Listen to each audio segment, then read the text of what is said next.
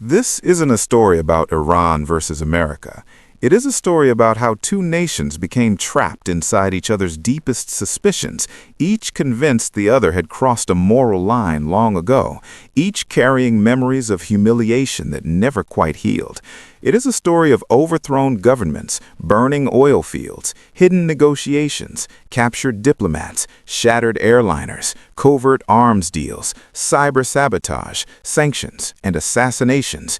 It has destroyed lives, changed societies, reshaped the Middle East, and altered the history of global power far beyond the borders of either country. In its consequences, this rivalry has been far larger than most people realize. Before you settle in, take a moment to like this video and subscribe. Let me know in the comments where you're watching from and what time it is there. Phone away? Distractions silenced? Let's begin. Our story begins in Iran, but not in the age of nuclear centrifuges or drone strikes. It begins in a land of ancient memory and modern vulnerability, where empires had long passed through, and where by the early 20th century, foreign power often seemed to weigh more heavily than national sovereignty. In the bazaars of Tehran, in the mosques of Qom, in the tribal lands and in the oil-rich plains of Khuzestan, daily life moved under a state that was formally independent, yet constantly pressured from outside. The first chapter of this story takes us to the struggle over oil, because oil was never just oil. It was wealth, prestige, leverage, and control over the future itself. In 1951, Prime Minister Mohammad Mossadegh rose as the face of Iranian nationalism. Elderly, theatrical, highly educated, and stubbornly committed to sovereignty, he challenged the immense power of the Anglo-Iranian oil company. To many Iranians, the arrangement was intolerable. Their country possessed the resource, yet foreigners took the profits and dictated the terms. When Mossadegh nationalized the oil industry in March 1951, it felt like a long-delayed correction of history. In Tehran, crowds celebrated. In Britain, outrage hardened. In Washington, concern deepened. What looked in Iran like self-respect looked in the Western capitals like instability at the edge of the Cold War. In the beginning, the United States was not yet Iran's sworn enemy. American officials still debated what Iran represented. Was it a democracy asserting itself? Was it a fragile state drifting toward collapse? Was it a possible opening for Soviet influence?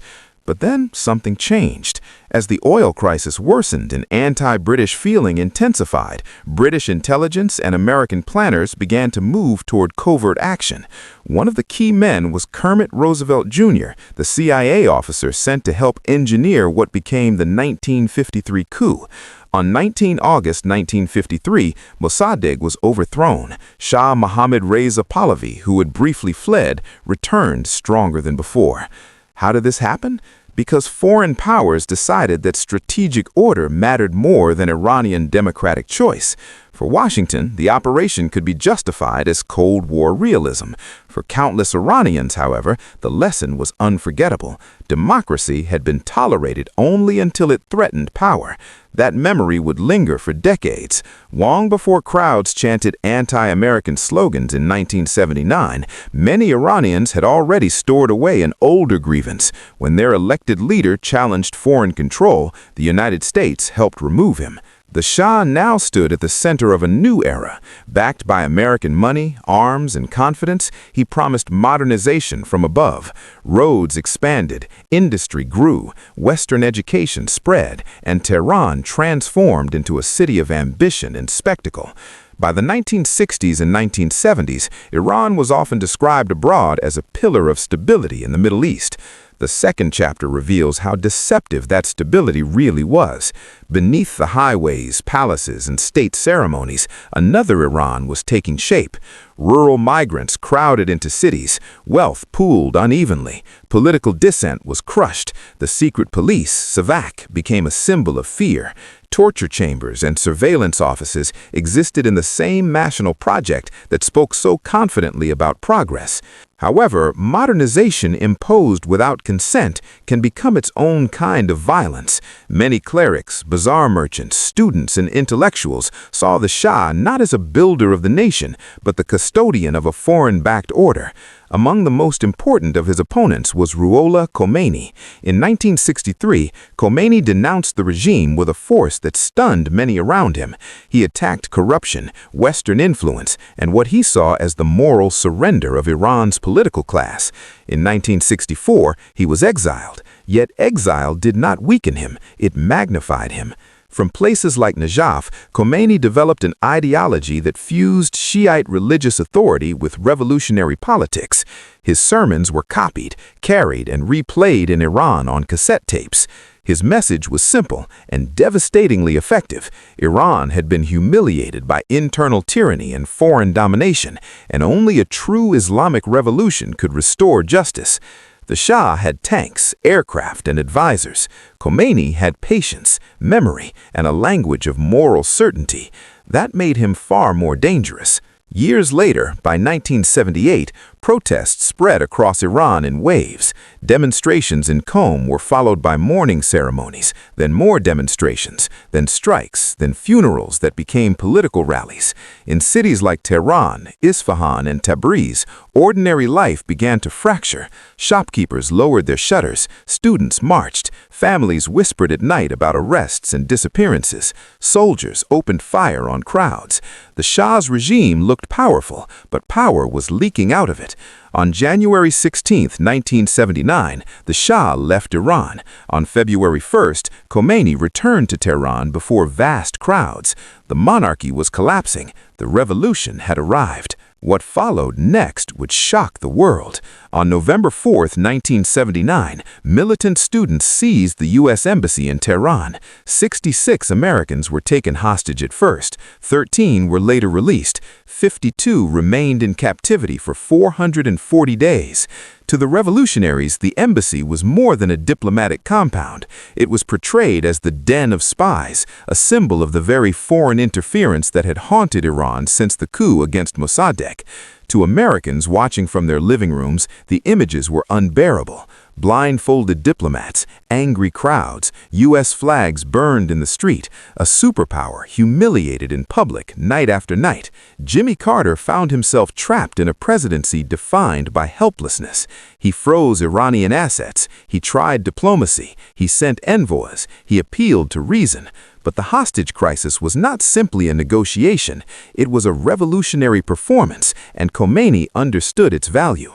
It weakened moderates inside Iran, intensified anti-Americanism, and transformed a turbulent revolution into a regime consolidated by confrontation.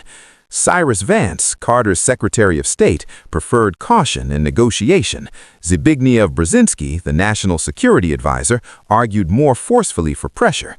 The divisions in Washington reflected a larger truth. America did not know how to handle a crisis that was at once strategic, emotional, and symbolic. The human stories were far quieter than the television images. 6 American diplomats escaped the embassy and hid with Canadian officials. For weeks, they lived in nervous stillness, wondering whether a knock at the door would mean arrest or execution. One hostage, Richard Queen, deteriorated physically and was eventually released because of multiple sclerosis. Families of the captives woke up every day to uncertainty, clinging to headlines, bargaining privately with hope. In the United States, the crisis became a nightly ritual of public anxiety. Ted Koppel's coverage turned it into a national vigil. In Iran, the siege became proof that the new state would not bow.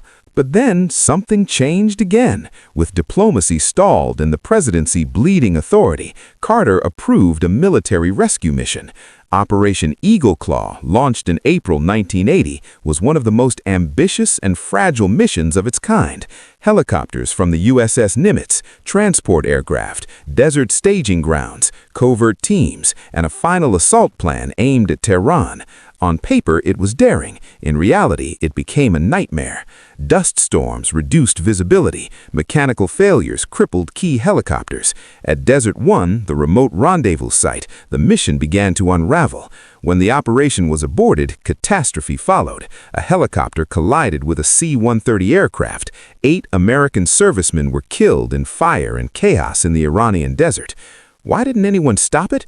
Because governments under humiliation often convince themselves that precision and courage can conquer uncertainty.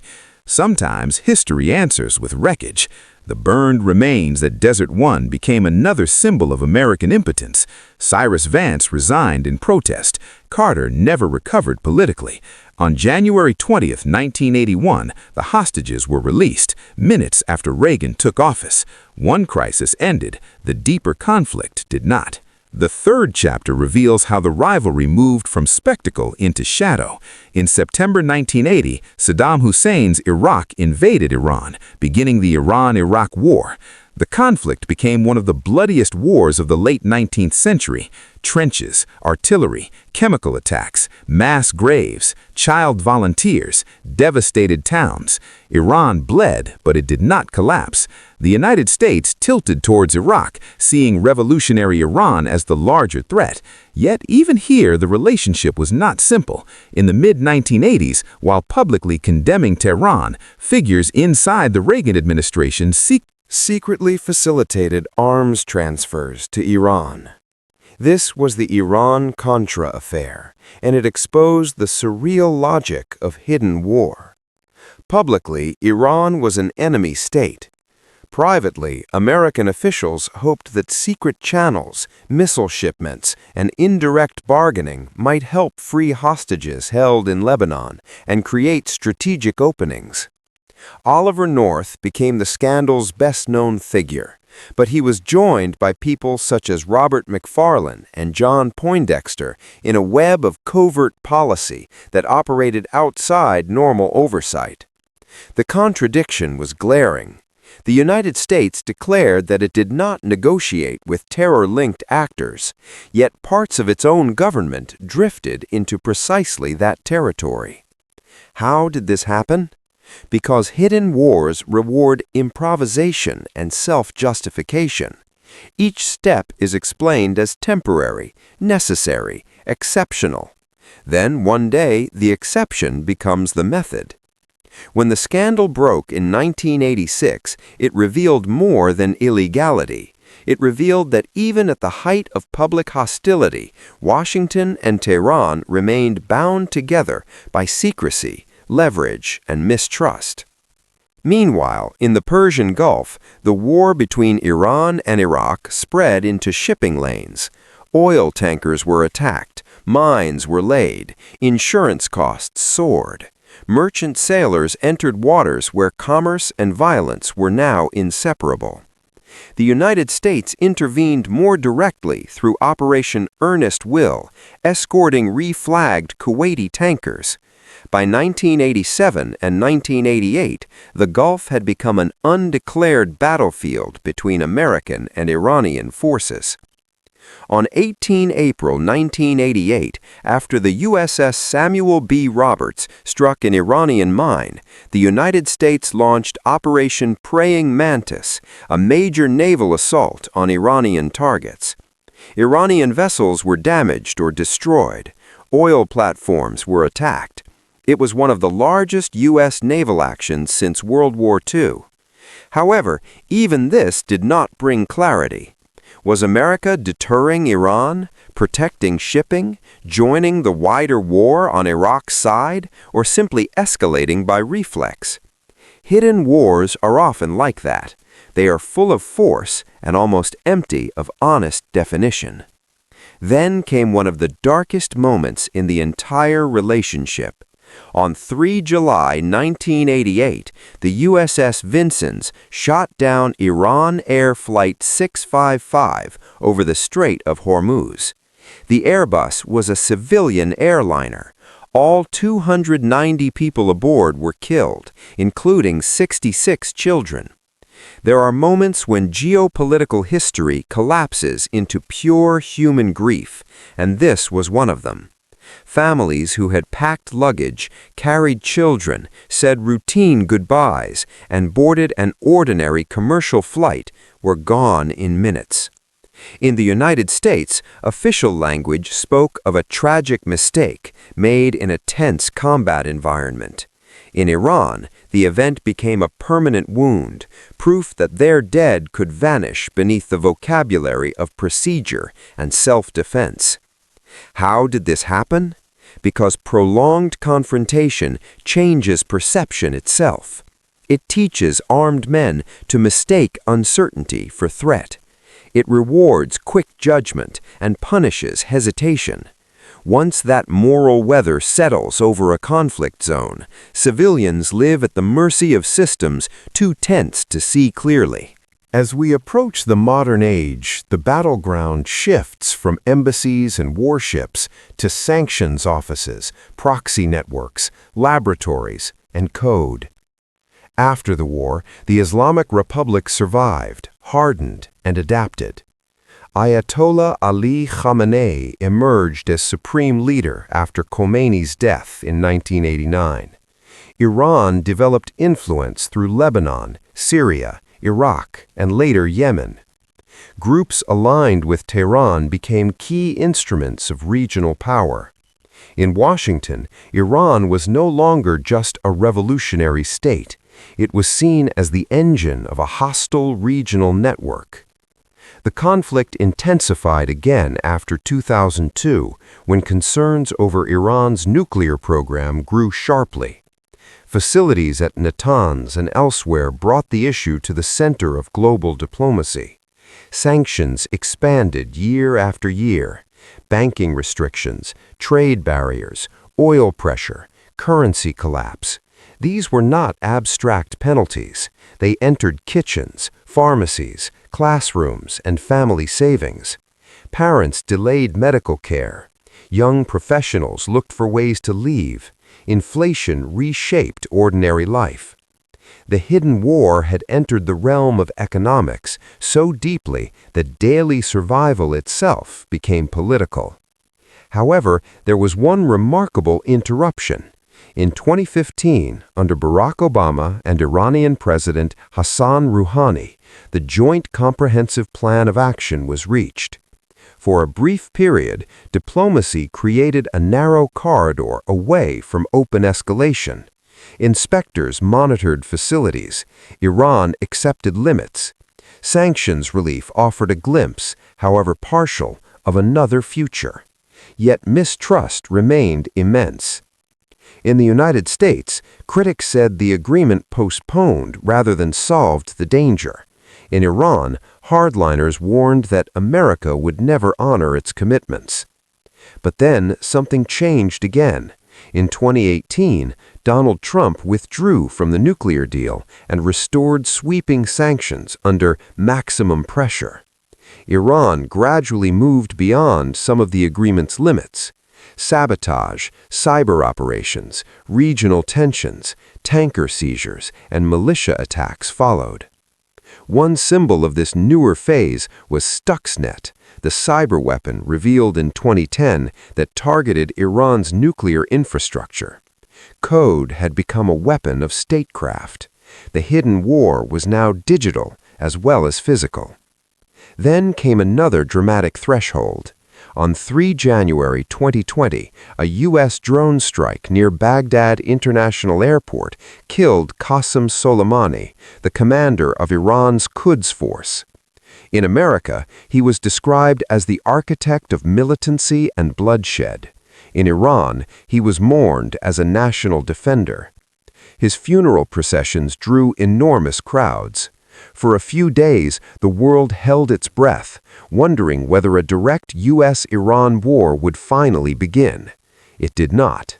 Instead, the old pattern reasserted itself: missile exchanges, warnings, retaliation, and then a return to the long gray zone between peace and war. Today, we still live with the consequences of this history. In the United States, the memory of the hostage crisis still shapes the popular image of Iran. In Iran, the memory of the 1953 coup, the Shah's repression, support for Iraq during the war, sanctions, sabotage, and Flight 655 still shapes the image of America. Culture has preserved these wounds. Films like Argo dramatized the hostage era for Western audiences. Works like Persepolis revealed the revolution and its aftermath through the intimate experience of a child. Literature, television, memoir, and public speech have all turned history into inherited emotion. And that may be the most unsettling truth of all. This is not simply a conflict of states, it is a conflict of memories. America remembers the embassy. Iran remembers Mossadegh. America remembers the hostages. Iran remembers the airliner. Each side carries real injuries. Each side tells a story in which it is responding to an older offense. That is why the rivalry has endured for so long. It is fed not only by strategy, but by moral memory. Today, we still live with the consequences of Iran and America's hidden war history, because neither society has ever fully escaped the logic it created. Suspicion became doctrine, humiliation became identity, secrecy became habit.